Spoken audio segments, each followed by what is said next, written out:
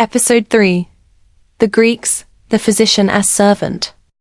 Narration begins. As to diseases, make a habit of two things: to help, or at least to do no harm. These words were written 2,400 years ago. They are still sworn by physicians today. But we have forgotten what they actually mean. What the physician actually swears. The physician stands at the boundary. On one side, the body, physics, biology, non-negotiable termination if mishandled. On the other side, knowledge, narrative, interpretation, maps that are not the territory. The oath is not a promise to be good.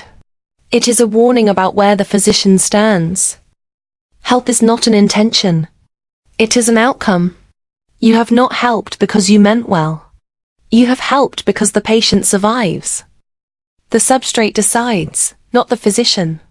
You can intend to help and still kill. The body does not read intentions. Do no harm is not a restraint. It is the minimum threshold of competence. If you do not know the substrate, you cannot avoid harming it. You will cut where you should not cut. You will give water where water is poison. You will set bones that should be left to set themselves.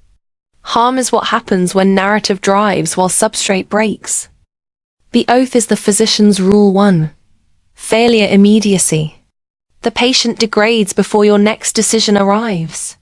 Sepsis does not wait for a second opinion. Hemorrhage does not pause for peer review. The body presents its bill during the meeting, not after. Why they wrote it down. Before the oath, physicians killed with impunity. They bled patients for fevers they did not understand. They cut without cleaning. They administered what tradition prescribed, not what the body required. They had maps, elaborate maps, internally consistent maps, maps passed down from respected teachers. The maps were wrong. The substrate enforced. The oath was not ethical. It was the first quality control mechanism. A way to say, you will be held to the substrate standard, not your own. You can believe whatever you want about humors and balances. The body will believe what it does. The Greeks had watched enough physicians mistake their maps for the territory. They wrote the warning down. The full passage. Declare what has happened before. Understand what is present. And foretell what will happen in the future. This is what he should practice. As to diseases, he should strive to achieve two things: to help or to do no harm. The art consists of 3 components: the disease, the patient, and the physician. The physician is the servant of the art. Declare what has happened before. That is history. Pattern recognition. What does this body's trajectory tell you? How did we get here? What were the violations that preceded this failure? Understand what is present. That is direct state variables. Measure the fever. Count the pulse. Observe the breath.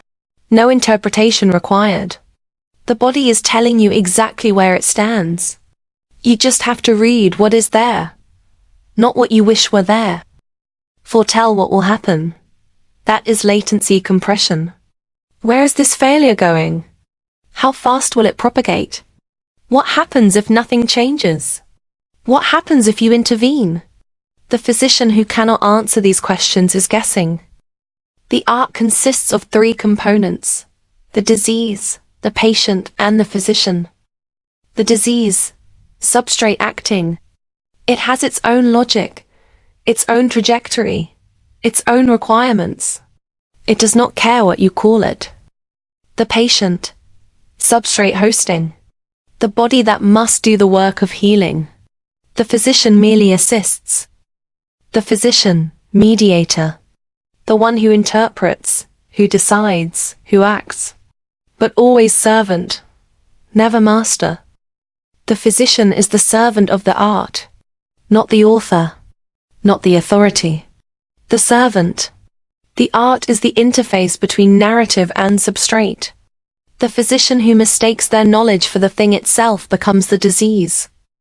The patient should combat the disease in cooperation with the physician. The patient's body does the work. The physician merely aligns with it. On prognosis, the lost discipline. It seems to be highly desirable that a physician should pay much attention to prognosis. If he is able to tell his patients when he visits them not only about their past and present symptoms, but also to tell them what is going to happen, he will increase his reputation as a medical practitioner. Moreover, he will be the better able to effect a cure if he can foretell, from the present symptoms, the future course of the disease. Prognosis is Rule 6 applied. Where is this failure going? How fast? What happens if we do nothing? What happens if we intervene? The physician who cannot answer these questions is guessing. And guessing on the substrate is killing with extra steps. The Greeks understood. The future is already present in the system. You just have to read it.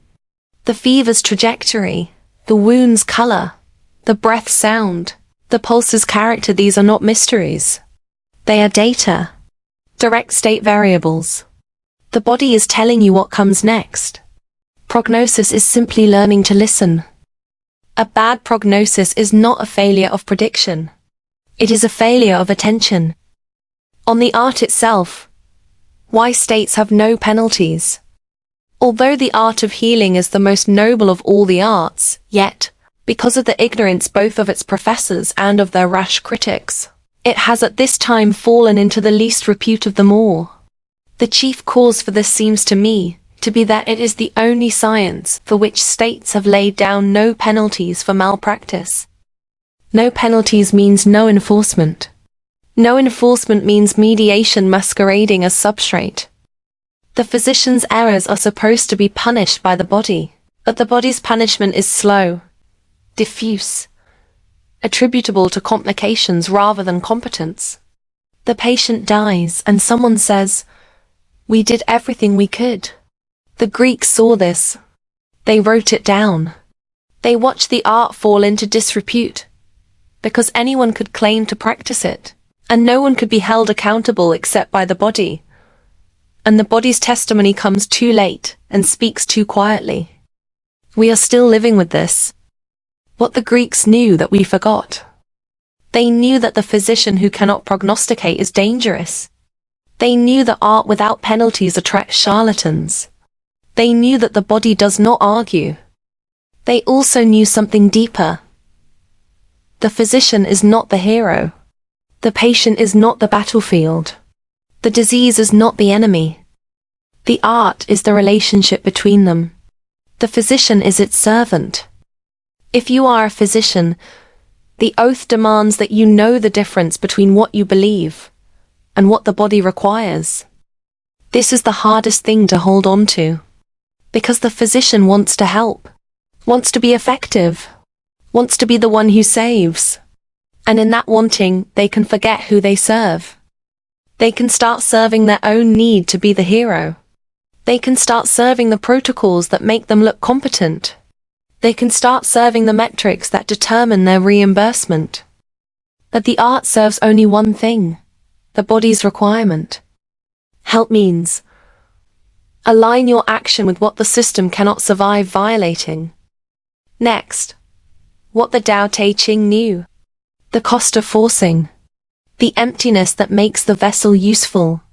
The ruler who acts upon the empire destroys it. Narration ends.